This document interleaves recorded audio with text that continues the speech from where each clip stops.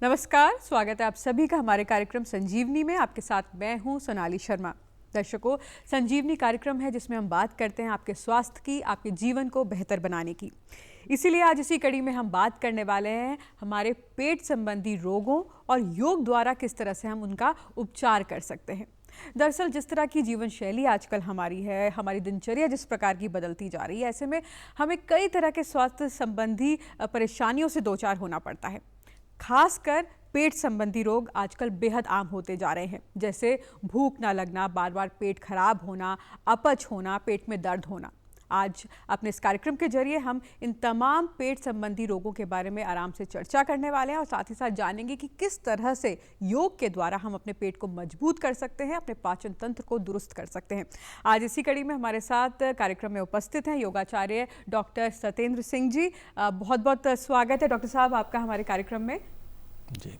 और हमारे साथ इस कार्यक्रम में दर्शकों दो योग प्रशिक्षु भी हैं जिनका नाम है संतोषी रावत जी और साथ ही साथ भूपेंद्र सिंह जी, जो इस दौरान हमें योग करके भी दिखाएंगे। तो कार्यक्रम को आगे बढ़ाते हैं। डॉक्टर साहब, हम बात आज कर रहे हैं पाचन तंत्र के एक बेहद अहम भाग की, यानी कि हमारे पेट की। तो सबसे पहले जानना चाहेंगे कि आज के समय में आखिर क्या वजह है कि पेट संबंधी जो विकार हैं वो बहुत तेजी से बढ़ रहे हैं। देखिए, ये विषय बहुत बड़ा विषय है और मैं तो इसको इस तरह से कहता हूँ कि pet is the gate of all diseases. पेट सभी बीमारियों की एक तरह से केंद्र है पेट। और पेट संबंधी जो बीमारियाँ हैं उसके कारण हमारे पूरे व्यक्तित्व से, पूरी दिनचर्या से, हमारी भोजनचर्या से, हमारी नींद से, इन सब से जुड़ा हुआ है। तो हम जानेंगे कि जो दिनचर्या है, मैं शुरुआत करूंगा दिनचर्या से। सबसे बड़ा कारण है पेट की बीमारियों का कि हमारी दिनचर्या का ठीक ना होना। हमारा सोने का टाइम नहीं है, हमारा उठने का टाइम नहीं है, हमारे काम को जो कार्य होते हैं, जो हमें असाइनमेंट मिलते हैं, जो हमारे दैनिक कार्य होते हैं, उन कार्यों को हम सिस्टमेटिक तरीके से नहीं कर पाते हैं। तो एक वजह तो ये है कि पेट से संबंधित बीमारियां पैदा हो रही हैं। जब हम समय पर नहीं सोएंगे तो हमारे पाचन तंत्र को आराम नहीं मिलता। हम समय पर नहीं खाएंगे तो पाचन तंत्र को ज़्यादा दबाव महसूस करना पड़ता है। अगर हम तरीके से नहीं खाएंगे तो भी हमारे पाचन तंत्र को पर प्रभाव पड़ता है। और हम पानी और भोजन इस सब मिला करके, दिनचर्या आदि मिला करके जब हम सही तरीके से उनको नियमित और संयमित नहीं करते हैं तो हमें पेट संबंधी बीमारियां पैदा होती हैं। बिल्कुल, आपने कई बातें बताई कि किस तरह से नींद ज़रूरी है, सही खाना ज़रूरी है, सही ढंग से खाना समय पर ज़रूरी है। सबसे पहले अगर आहार की यहाँ पर बात करें तो आहार कितना मायने रखता है जब हम पेट की बात करते हैं और जब पेट में चीज़ें सही नहीं चल रही होती हैं, तो क्या खाना सबसे ज़्यादा ऐसा, आहार सबसे ज़्यादा ऐसा महत्वपूर्ण चीज़ है जो सीधे सीधे कहीं ना कहीं पेट को प्रभावित करता है? देखिए, जिस तरह से कोई वाहन होता है और उस वाहन में अगर पेट्रोल सही ना हो, सही समय पर ना डाला जाए और सही शुद्ध पेट्रोल ना डाला जाए, तो आप क्या मानते हैं कि वो वाहन सही तरीके से चल पाएगा? नहीं चल पाएगा। इसी तरह से भोजन जो होता है वो पेट में ऊर्जा प्रदान करता है, एनर्जी प्रदान करता है। और भोजन के द्वारा एनर्जी जब मिलती है शरीर को तो हम बहुत सारी क्रियाएं, सारा हमारा दिमाग और सारे हमारे 8 तंत्र भोजन के सही होने से काम करते हैं। भोजन सही होता है तो हमारा रक्त बनता है, रक्त से रस पहले तो हम भोजन करते हैं तो रस बनता है, फिर रक्त बनता है, मांस, मद्दा, मेज आदि बनते हैं, 7 धातु बनते हैं। तो शास्त्र कहता है कि सम दोषा सम अग्निश सम धातु मल क्रिया प्रसन्ना आत्मे इंद्रिय मना स्वस्थ इति विधीयते। अर्थात शास्त्र कहते हैं कि स्वस्थ कौन व्यक्ति है? जिसके तीनों दोष सम हैं। देखिए आप, तीनों दोष मतलब वात, पित्त और कफ। और हम में से ज़्यादातर 99% लोगों को पता ही नहीं है कि वात दोष क्या होता है, पित्त दोष क्या होता है, कफ दोष क्या होता है। और मैं आपको बता दूं कि जो वात दोष है उसके माध्यम से 60 से 70 से भी ज़्यादा बीमारियां होती हैं और उनमें से ज़्यादा पेट से संबंधित है।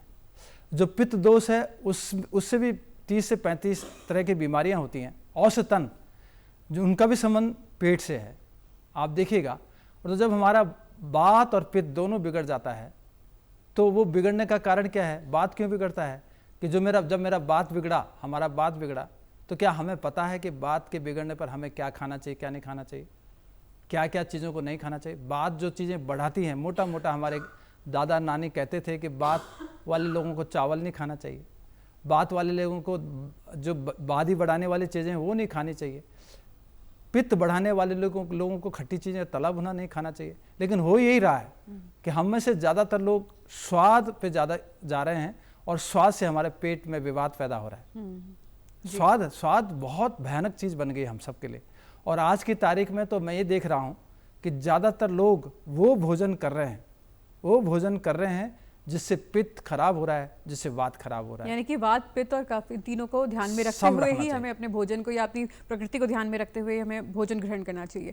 आगे भी भोजन पर बात करेंगे डॉक्टर साहब, लेकिन अभी आपसे ये जानना चाहेंगे कि प्रतिदिन कौन कौन से ऐसे योग के आसन होते हैं, योगासन ऐसे कौन कौन से होते हैं जो हमें निश्चित रूप से करने ही चाहिए, ताकि जो हमारी दिनचर्या है और उसकी जो शुरुआत है दिनचर्या की, वो कहीं ना कहीं एक मजबूती हमारे जो पेट है उसको प्रदान करे। जी, मैं तो एक बात कहता हूं कि जिस व्यक्ति की दिनचर्या अच्छी है, जो अपने शरीर के सारे हिस्सों को रोज किसी न किसी तरह का कोई न कोई व्यायाम देता है या आसन करता है, तो वो व्यक्ति लगभग सभी बीमारियों से मुक्त रहता है।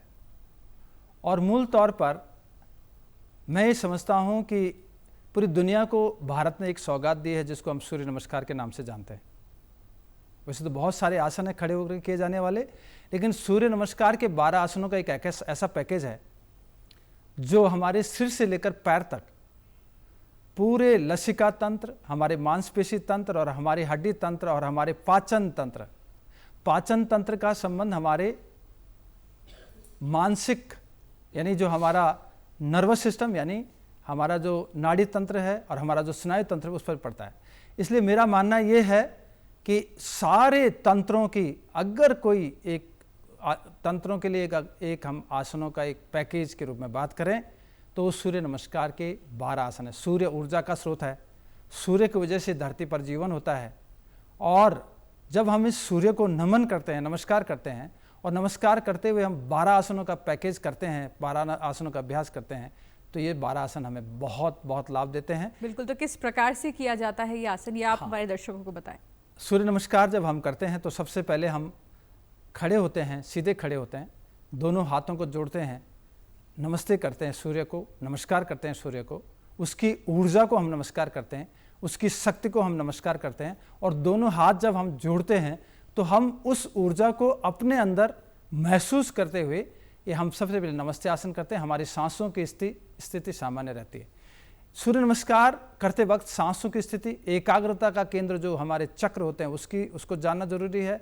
उसका हमारे कौन से तंत्र पर क्या प्रभाव पड़ता है वो भी जानना जरूरी है। तो सबसे पहले नमस्ते आसन, जो पहला आसन और 12वां आसन एक जैसा है।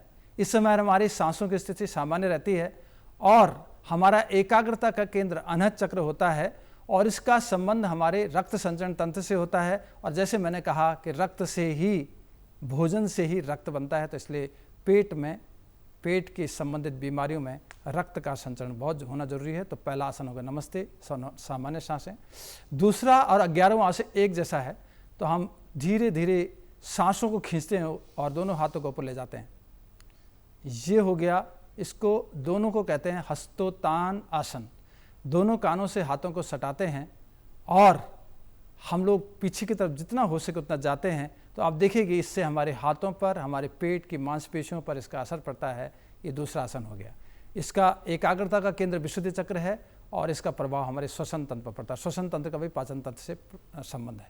अब धीरे धीरे सांसों को छोड़ते हम तीसरे है और 10वें आसन में आते हैं। धीरे धीरे सांसों को छोड़ते हम अपनी क्षमता, अपने शरीर की क्षमता, अपनी योग्यता के अनुसार इसको कर सकते हैं। सांसों को हमने छोड़ा, माथे को घुटने से माथे को लगाने की कोशिश, ज़बरदस्ती नहीं। ये हमारा एकाग्रता का केंद्र स्वादिष्ठान चक्र है। इसका असर हमारे निष्कासन यानी पाचन, निष्कासन तंत्र और हमारे प्रजनन तंत्र पर पड़ता है। फिर हम इसके बाद बनाते हैं चौथा और नौवां आसन। चौथा और नौवां आसन एक जैसे हैं। हम पैर को ले गए पीछे, बाएं पैर को हमने दोनों भुजाओं को ज़मीन पर रखा, सांस को खींचा और हमने घोड़ा बनाया। घोड़े के जैसी हॉर्स पावर जैसी पावर हमारे अंदर आती है, जो हमारे पाचन तंत्र पर सीधा सीधा प्रभाव डालता है। तो घोड़ा संचालन का संबंध वैसे हमारे नाड़ी तंत्र और स्नायु तंत्र से है, लेकिन नाड़ी तंत्र और स्नायु तंत्र का भी ठीक होना जरूरी है पाचन तंत्र के लिए। उसके बाद सांस को छोड़ते हम बनाते हैं पर्वत आसन। ऊंचा से ऊंचा पर्वत बनाते हैं, सांसों को छोड़ते हैं, हाथ के पंजों पर पैर के पंजों और वजन लाते हैं। एकाग्रता का केंद्र विशुद्धि चक्र होता है और इसका संबंध हमारे विशुद्धि चक्र एकाग्रता का केंद्र होता है, इसका प्रभाव हमारे श्वसन तंत्र पर पड़ता है।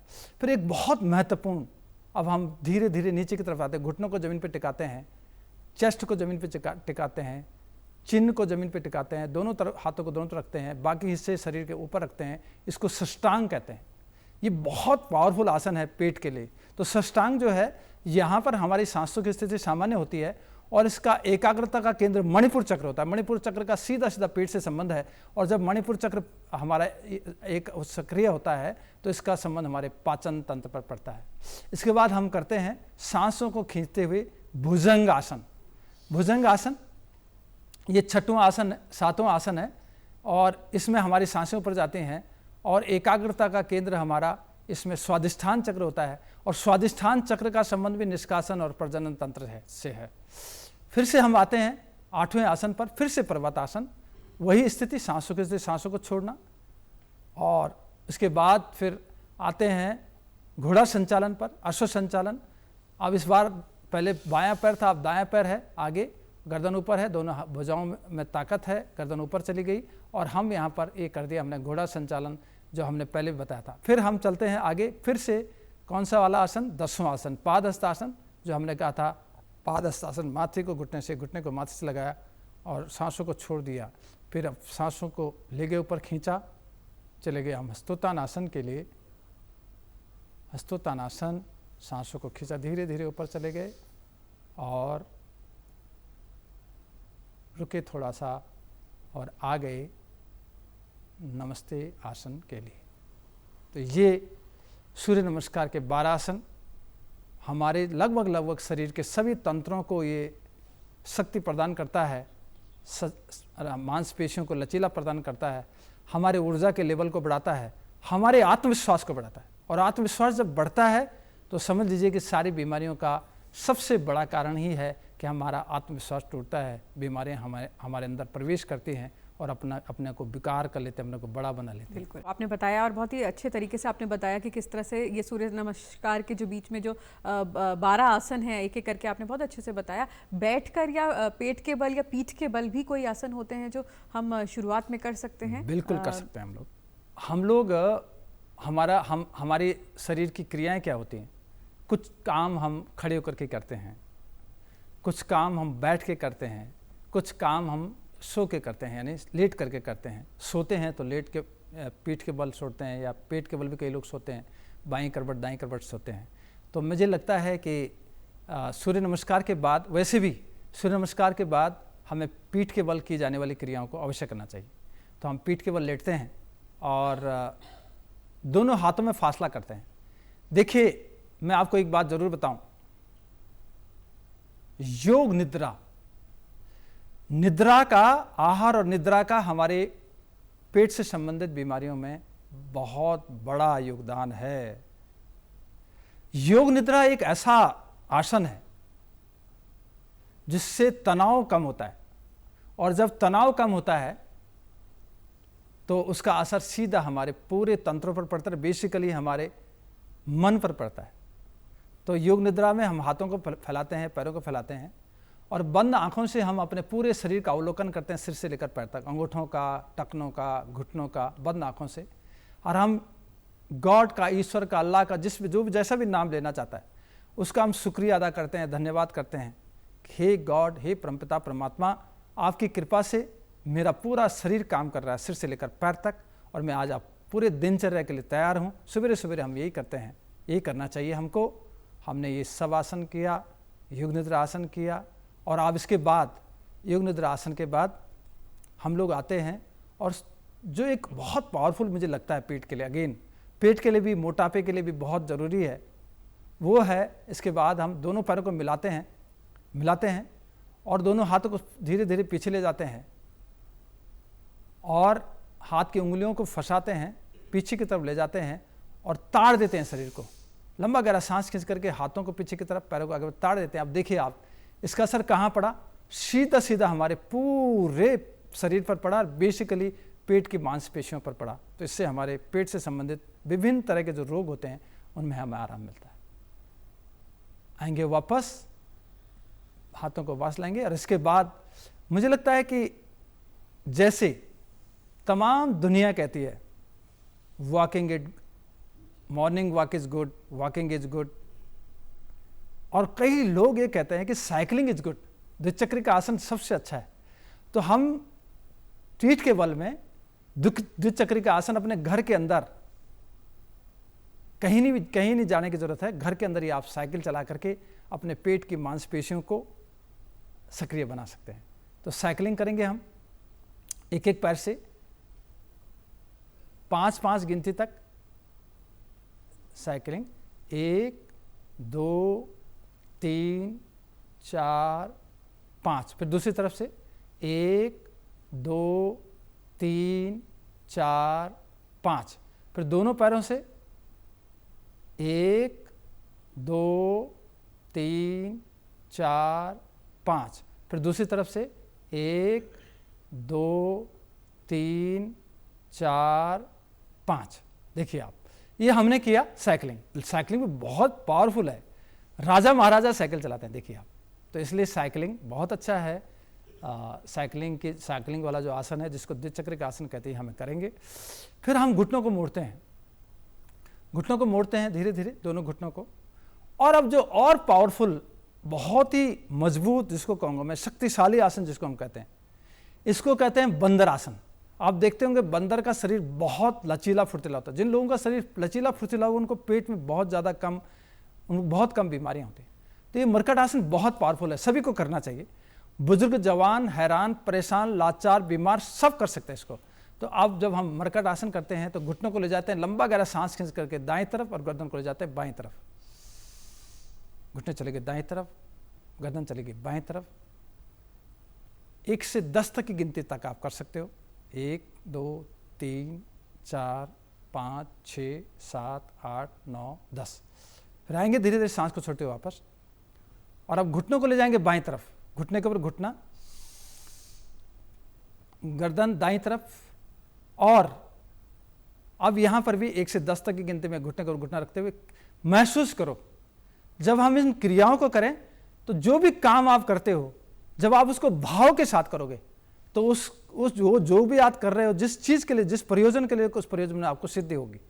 तो अब ये 1 से 10 तक की गिनती में इसको भी किया जाता है, ये मरकट आसन। अब आ जाएंगे वापस। दूसरी तरीके से मरकट आसन कैसे होता है? दोनों पैरों में फासला करते हैं। अब देखिए, दोनों पैरों को फैला दिया हमने। अब ये बहुत, इससे भी ज़्यादा पावरफुल होता है दूसरा पोज, दूसरा चक्र इसका। लंबा गहरा सांस खींचते हैं, घुटनों को ले जाते हैं दाएं तरफ और गर्दन को ले जाता है बाएं तरफ। बाएं पैर का घुटना दाएं पैर की एड़ी को छूता हुआ, देखिए आप, बहुत बढ़िया। इस तरह से हो गया। गर्दन को कसते हुए पूरे शरीर को तौलिए की तरह, कपड़े की तरह निचोड़ देना चाहिए। देखिए पेट की सारी मांसपेशियों का खिंचाव, तनाव, कषाव हो रहा है। आएंगे वापस, फिर चलेंगे दूसरी तरफ। अब देखिए आप, एक पैर का घुटना दूसरे पैर की एड़ी को छू रहा है। कोशिश करनी चाहिए, जबरदस्ती कुछ नहीं करना, पर जितना हो सके उतना करना चाहिए। थोड़ी देर रुकना है, फिर आएंगे वापस। अब थोड़ा सा गिनती के साथ दोनों तरफ आप रोल कर देंगे। 1 2 3 4 5। पैरों को सीधा कर लेंगे। बिल्कुल, तो बहुत अच्छे यहाँ पर आपने आसन बताए। इसके साथ ही डॉक्टर साहब ये जानना चाहते हैं कि आजकल पेट दर्द की समस्या बहुत आम होती है। किसी को जी। खाना खाने के बाद पेट दर्द होता है, किसी को भूखे पेट भी पेट दर्द होता है। और इसके साथ साथ अगर हम बात करें कॉन्स्टिपेशन, अपच, ये पेट संबंधी समस्याएं हैं या बार बार पेट खराब होना, तो ये क्यों हो रहा है? और साथ ही साथ इनसे जुड़े आसन भी आप हमारे दर्शकों को बताएं। अवश्य। देखिए, ऐसा है कि आपने कहा कि क्यों हो रहा है, दर्द क्यों होता है पेट में। पेट में दर्द का के कई कारण हैं। जो सबसे महत्वपूर्ण कारण है कि जब हमारा भोजन जब हम खाते हैं और वो ठीक से नहीं पचता, तो जब ठीक से नहीं पचेगी कोई चीज़ तो अंदर क्या करेगी, गैस पैदा करेगी। गैस पैदा करेगी तो गैस होती है जब, तो गैस की वजह से दर्द होता है।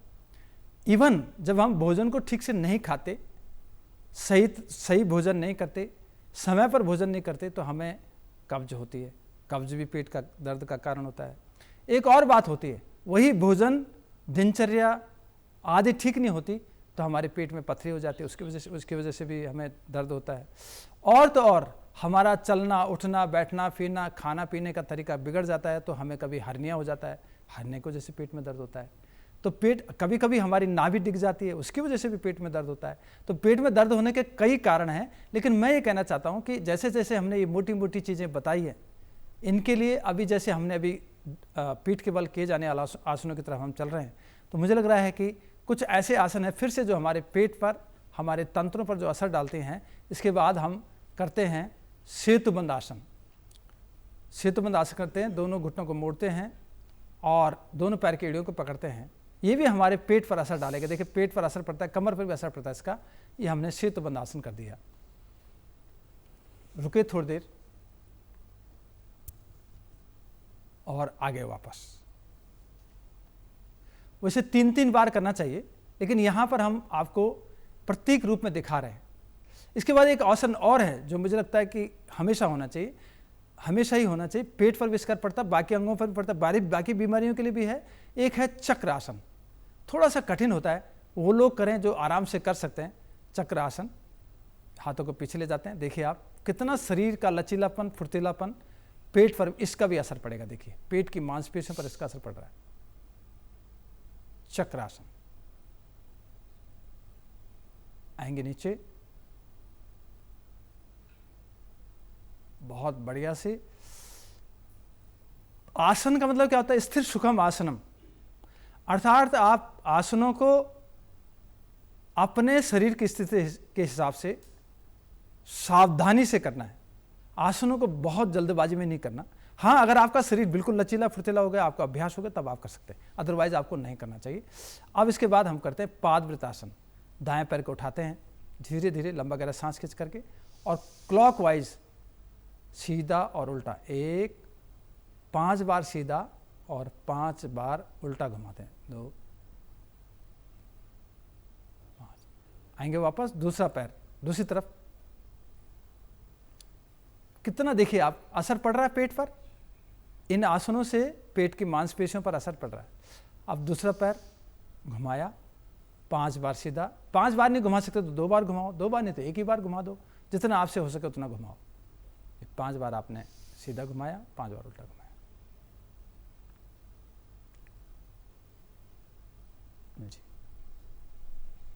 और देखिए, जब आपने ये पादवृत आसन किया, एक जो आसन जिसको हम मेडिसिन भी कहते हैं, डायरेक्ट मेडिसिन भी कह सकते हैं, सीधी दवाई भी कह सकते हैं इसको, एक तरह की शारीरिक क्रिया वाली दवाई कह सकते हैं इसको कहते हैं हम पवन मुक्त आसन। पवन मुक्त आसन, दाएं घुटनों को मोड़ते हैं, दोनों हाथ की उंगलियों से उसको इंटरलॉक करते हैं, लंबा गहरा सांस खींचते हैं, सांस को बाहर फेंकते हैं और घुटने को नाक से नाक को घुटने। अब क्या हो रहा है, इसका नाम ही पवन मुक्त आसन है। गैस इससे रिलीज होती है, ये पवन मुक्त आसन हो गया। धीरे धीरे वापस आ गए, पैर को सीधा किया। अब दूसरे पैर को मोड़ा, दोनों हाथ की उंगलियों को इंटरलॉक किया, लंबा गहरा सांस खींचा, घुटने को नाक को घुटने से लगा दिया, पवन मुक्त आसन। तो ये इससे हमारे पेट की मांसपेशियों पर असर पड़ रहा है, हमारे तमाम तंत्रों पर इसका असर पड़ रहा है। और इसके बाद ले आएंगे पैर को वापस। ये बहुत और भी आगे बहुत अब ज़बरदस्त है। ये दोनों घुटनों को मोड़ते हैं, लंबा गहरा सांस खींचते हैं, घुटनों को नाक को घुटनों से लगा देते हैं और कर देते हैं पवन मुक्त आसन। थोड़ा सा पॉज लेना है, रुकना है थोड़ा सा। बहुत अद्भुत है पवन मुक्त आसन। इसके बहुत एडवांस भी इसमें कोर्स हैं जिसको हम आज नहीं कभी भविष्य में बताएंगे। ये बहुत अच्छा। आएंगे वापस।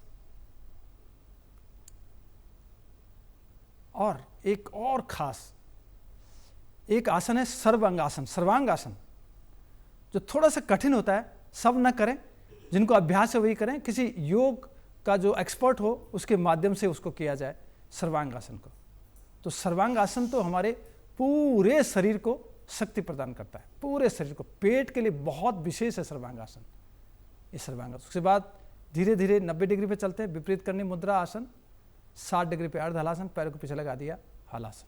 पूरा पेट हमने इसमें निचोड़ दिया और ये हमारे पूरे पाचन तंत्र का इसने पूरी तरीके से मसाज कर दी, बहुत अच्छे से। धीरे धीरे आएंगे वापस। बिल्कुल डॉक्टर साहब, तो एक बार फिर से आपने बहुत अच्छे आसन यहाँ पर हमारे दर्शकों को बताए। आपसे अब हम सलाह चाहते हैं कि किस तरह से हमें अपनी दिनचर्या की शुरुआत करनी चाहिए, किस तरह से हमारा खान पान होना चाहिए ताकि जो हमारा पेट है वो नर्म और मजबूत बना रहे। तो चलते चलते क्या सलाह आप हमारे दर्शकों को देंगे? एक बार मैं हर इंटरव्यू में कहता हूँ, अंग्रेजी में कहते हैं कि early to bed early to rise making a man healthy wealthy and wise.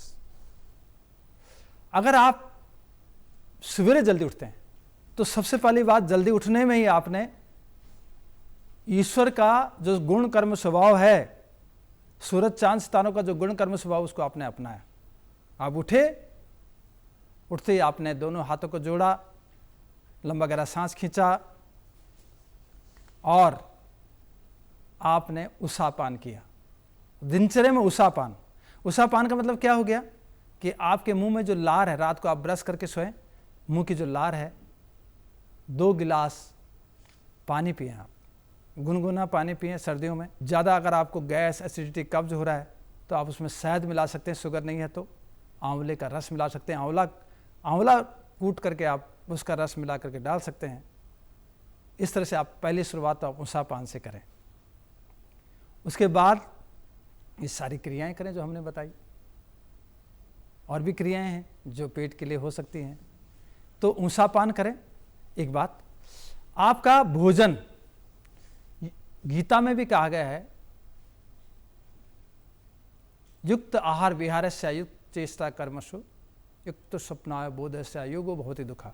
अर्थात जिसका युक्त आहार होगा, जिसका युक्त आचरण, चरित्र, व्यवहार, वाणी से किया जाने वाला कर्म, शरीर से किया जाने वाला कर्म, मन से किया जाने वाला कर्म युक्त होंगे, जिसकी चेष्टा अच्छी होगी, वो हमेशा सुखी रहता है। उसको दुख क्यों होगा? तो हमारा आहार ठीक होना चाहिए, हमारी निद्रा ठीक होनी चाहिए, नींद हमारी ठीक आनी चाहिए, हमें समय पर सोना चाहिए, समय पर खाना चाहिए, समय पर सोना चाहिए। बाकी जीव ऐसा ही करते हैं। और उतना खाना चाहिए जितने आपके लिए ज़रूरी है। भोजन को जीने के लिए खाना चाहिए, न कि स्वाद के लिए। बिल्कुल डॉक्टर साहब, आप हमारे कार्यक्रम में आए और आपने इतनी अहम जानकारी आज हमारे दर्शकों को दी। आपका बहुत बहुत शुक्रिया हमारे कार्यक्रम में आने के लिए। और हमारे साथ जो हमारे दोनों योग प्रशिक्षु जुड़े हैं, उनका भी दोनों का बहुत बहुत शुक्रिया। तो दर्शकों, उम्मीद करते हैं संजीवनी का आज का भाग आप सभी को पसंद आया होगा। और जिस तरह से डॉक्टर सत्येंद्र ने बताया कि अच्छा आहार लें, समय पर सोएं और योग को अपनी दिनचर्या में अगर आप अवश्य शामिल करेंगे, रोज़ाना शामिल करेंगे, तो आपका पेट हमेशा दुरुस्त रहेगा। फिलहाल कार्यक्रम में मेरे साथ इतना ही। मुझे दीजिए इजाज़त। नमस्कार।